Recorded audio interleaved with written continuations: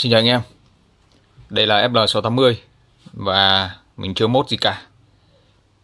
Tất cả đều là zin, đều là stock của nó hết. Sorry, mình có thay switch thôi.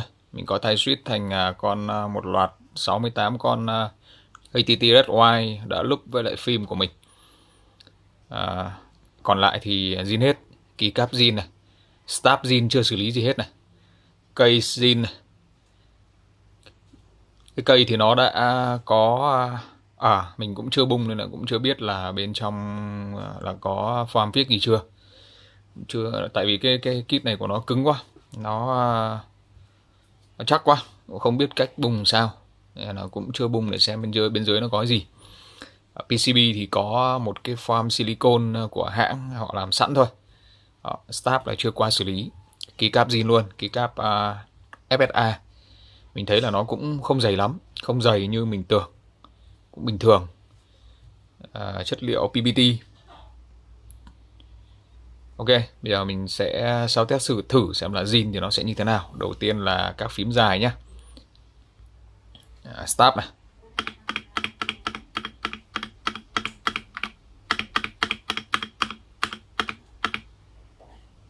Nó vẫn có một cái sự lọc sọc. Cái này nếu mà muốn ngon hẳn thì chắc là vẫn phải Holy Mode. Cũng nhu cầu của mình cũng không cần thiết, chắc cũng không cần thiết là phải đổi cái bộ start nào ngon hơn. Start này dùng ok rồi, nhưng mà vẫn phải Holy Mode để nó bớt lọc sọc đi, hơi lọc sọc một chút xíu.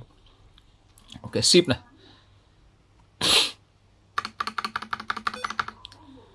block này, enter nhá, ship này, hoặc backspace.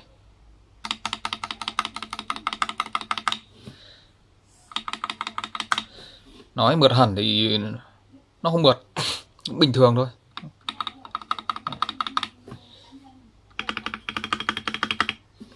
Vẫn hơi lọc sọc.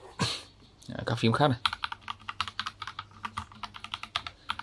êm, nói chung là dùng được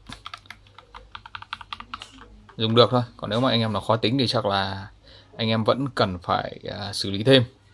Còn mình thì mình thấy như này nó cũng tạm ổn, có thể sử dụng trong một thời gian cho đến khi mà mình xem được có clip nào của hãng hay là của anh em nào ở nước ngoài họ bung được cái này ra, họ mốt một cách dễ dàng ấy. Thì lúc đó là mình sẽ thử. Còn bây giờ thực ra là cũng chưa dám thử, sợ hôm vừa rồi có mấy anh em họ bung ra xong rồi họ lắp lại không biết sao mà bị lờn ốc rồi, lắp lại bị vênh tùm lum hết, cũng sợ.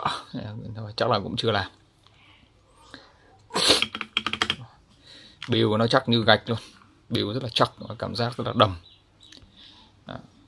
Trải nghiệm sau một ngày sử dụng thì cũng khá là ok. Con này thì đúng là để cho anh em nào mà mua về và sử dụng ngay, không cần làm thêm gì cả trong cái tầm tiền đó. Có thể coi là đối thủ trực tiếp của G68, cũng chắc chắn như nhau. Cảm giác thì cũng tùy người, cũng không dám nói con nào hơn con nào, tại vì so sánh nào nó cũng khập khiễng hết. Nhưng mà đấy, đánh giá sơ bộ thì nó ok. Cái này thêm thông tin để anh em tham khảo, lựa chọn. Xin cảm ơn anh em và hẹn gặp lại những video lần sau. Xin chào tạm biệt.